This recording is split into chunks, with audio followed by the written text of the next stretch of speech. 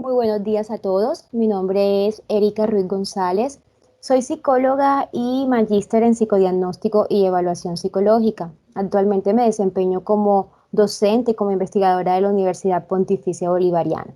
En el día de hoy me complace muchísimo presentarles el trabajo de investigación titulado Empatía en niños y niñas escolarizados que han experimentado violencia de la ciudad de Montería, Córdoba. Y para empezar, es importante conceptualizar brevemente la empatía y cómo desde sus inicios ha ido evolucionando a partir de diversos aportes teóricos, abriéndose un espacio protagónico dentro del desarrollo de las habilidades sociales, incluso desde una participación activa en distintos contextos. Si bien en el ámbito científico no hay una definición consensuada de la empatía, son claros los intentos y la evidencia apuntando a una integración que la concibe como la base del desenvolvimiento social del ser humano, y esto es uno de los puntos más importantes de este proyecto de investigación. En este sentido, distintos autores la han conceptualizado desde un componente emocional, otros desde un componente cognitivo, otros desde una mirada multidimensional. Por ejemplo, Davis logra conciliar estas dos posturas y define la empatía como un conjunto de constructos que incluyen los procesos de ponerse en el lugar del otro y en el que se presentan respuestas tanto afectivas como no afectivas que resultan de estos procesos. Esta es una de las conceptualizaciones más aceptadas actualmente y desde la que se basa en la construcción de muchos instrumentos de evaluación. Ahora bien, el contexto en el que se desarrolla esta investigación es en el departamento de Córdoba, que es conocido como un escenario marcado por diversos tipos de violencia familiar, educativa y en especial contextuales, lo que hace que cobre mucho sentido analizar la vulnerabilidad de niños y niñas y también de adolescentes que han estado experimentando episodios de violencia, incluso como reproductores de ciclos que perpetúan la victimización, la criminalidad, y entendiendo que la comprensión del aprendizaje y el desaprendizaje de conductas violentas en la población infanto-juvenil son factores determinantes para el desarrollo de habilidades socioemocionales que de alguna manera coaccionen la desactivación de estos ciclos que se han ido transmitiendo de generación en generación. Entonces, los esfuerzos que se hagan para explorar y para describir todo lo relacionado sobre habilidades socioemocionales como la empatía son necesarias para establecer intervenciones pedagógicas que promuevan relaciones sociales, familiares, personales, escolares y comunitarias que contribuyan de alguna manera al establecimiento de una cultura de paz. De acuerdo con García, la violencia se genera en los espacios que implican socialización, de modo que en el escenario familiar, escolar y barrial se producen dinámicas relacionales que en ocasiones se expresan de forma violenta, haciendo muy importante esta conceptualización el abordaje de habilidades socioemocionales desde dos puntos fundamentales. El primero, la comprensión de la empatía como procesos emocionales que permitan al sujeto vincularse positivamente en el contexto y por supuesto también con los demás sujetos, con sus pares. Y el segundo interés aboca a los estudios a que se puedan centrar en dos vertientes.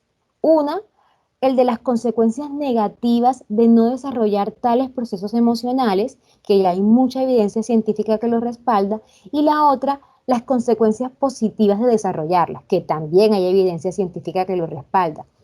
Estas dos vertientes muestran de manera directa la importancia capital que la educación social y emocional tiene durante el desarrollo de un sujeto, de un niño, de una niña, tanto para su bienestar individual como también para su bienestar colectivo.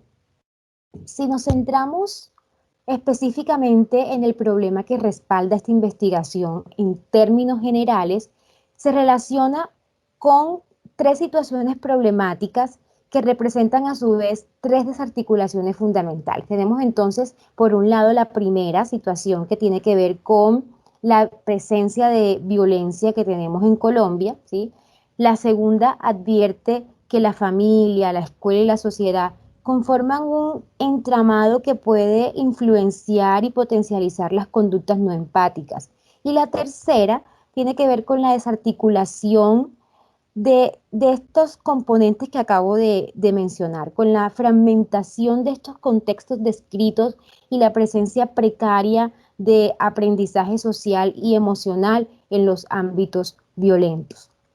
Con respecto a la presencia de violencia en Colombia, que es uno de los aspectos principales que mencionamos, se entiende que la violencia va más allá de la guerra, vista como uno de los fenómenos sociales más importantes que le han dado forma a la historia mundial y especialmente al mundo moderno. Ese más allá de la guerra se relaciona con la presencia de violencias multicontextuales. ¿Cómo así? La presencia de violencias familiares, de violencias escolares, de violencias sociales. Y cabe resaltar y analizar que a pesar de que Colombia firmó en 1990 compromisos concretos en las Naciones Unidas para mejorar la situación de la niñez, en realidad no se avanzó mucho en dichos compromisos.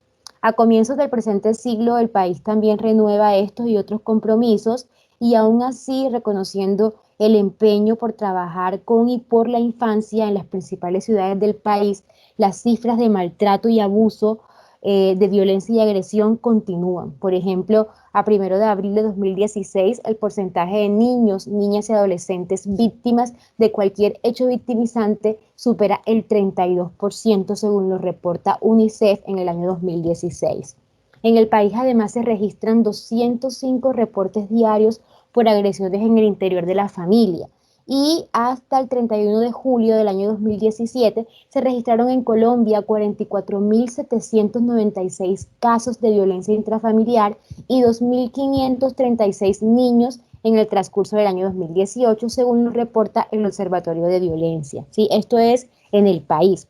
Ahora, si nos centramos específicamente en el caso de Montería, que es de donde tomamos la muestra para esta investigación, el Observatorio de Violencia indica que se registraron 48 casos de violencia contra niños menores de 18 años.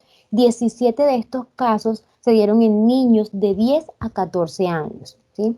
Y dentro de la familia se reportan 252 casos de violencia de pareja y en total 404 casos asociados a la violencia en general, según también lo reporta el Observatorio de Violencia.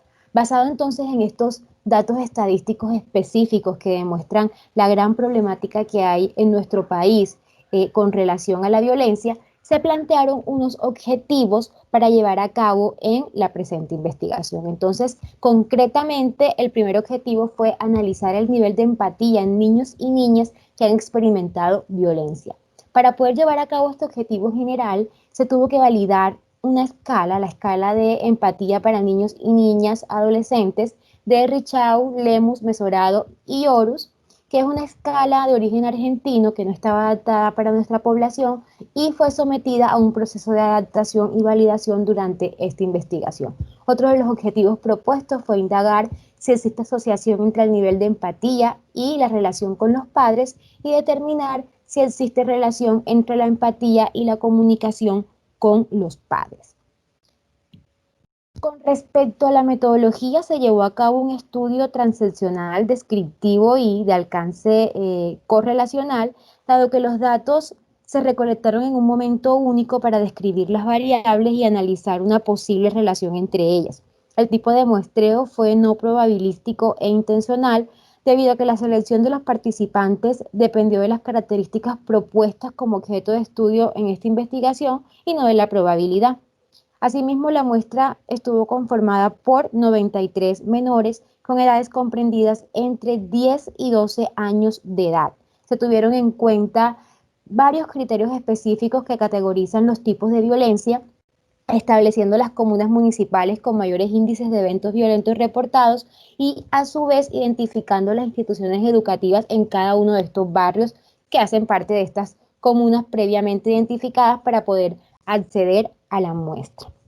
Con respecto a los instrumentos de evaluación utilizados, encontramos en primera instancia la escala de empatía para niños que les mencioné anteriormente, de Richau, Lemus, Mesorado y Oros del año 2017, que evalúa las dimensiones que pueden ver en pantalla: contagio emocional, autoconciencia, regulación emocional, toma de perspectiva y actitud empática. Pero además también indica una valoración total de empatía con una clasificación en alto, medio y bajo. Este instrumento fue sometido a un proceso de validación teniendo en cuenta las normas internacionales de los test. Se obtuvieron evidencias de validez a través de el tipo de validez de contenido. El instrumento fue sometido a jueces expertos, pero también de validez de constructo, en donde se pudo establecer un análisis factorial exploratorio replicando la estructura factorial que plantean las autoras. En esta prueba piloto se realizó la modificación de algunos ítems que se consideraron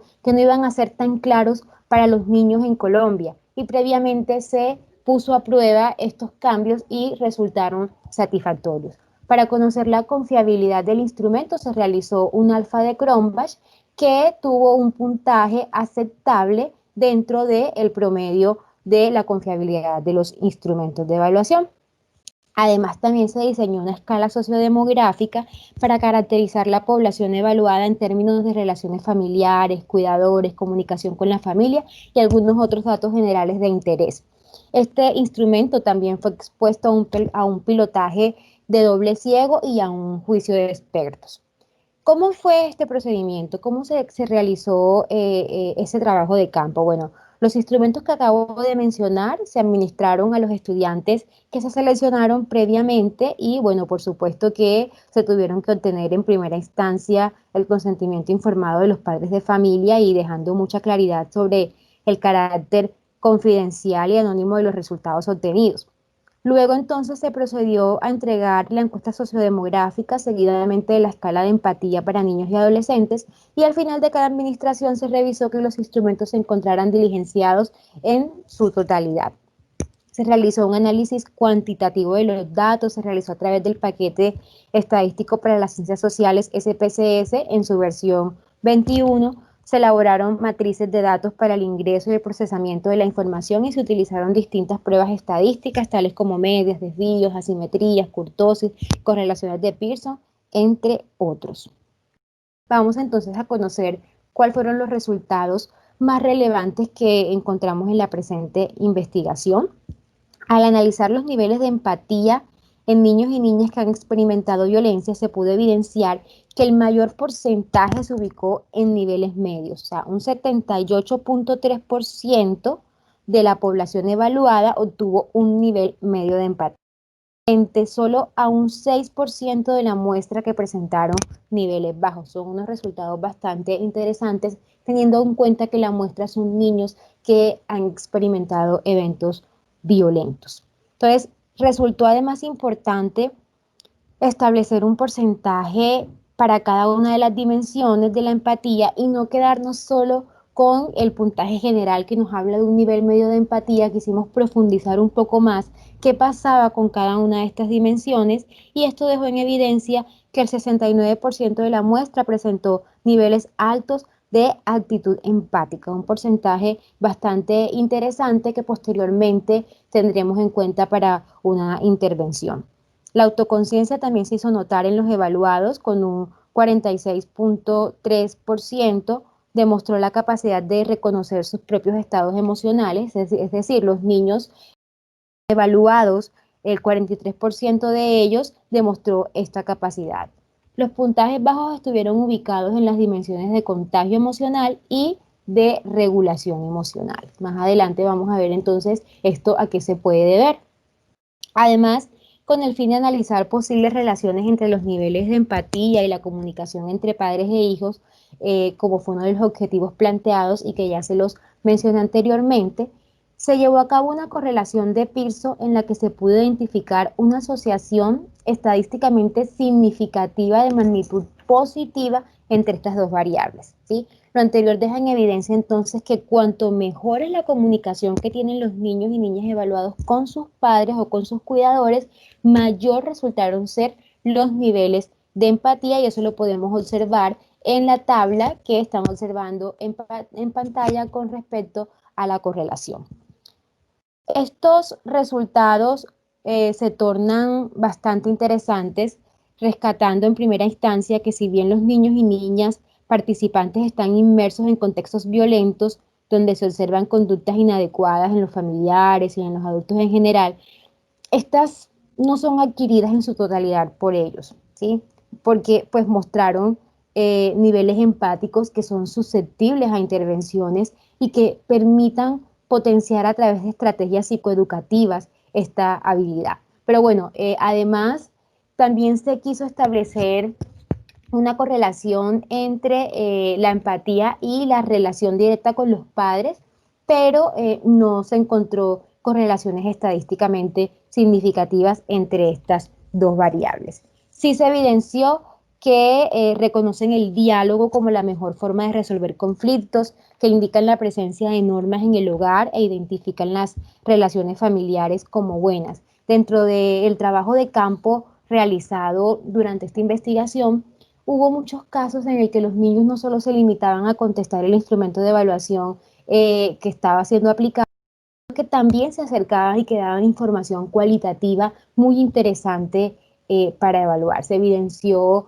casos específicos de violencia que después fueron reportados y también casos específicos donde se nota fuertemente la resiliencia en estos niños. Entonces, dentro de las conclusiones más importantes o dentro de las conclusiones más rescatables en la investigación es que, bueno, los evaluados presentaron un nivel de empatía medio y que a su vez reconocen el diálogo como la mejor forma de resolver conflictos, como les acababa de mencionar.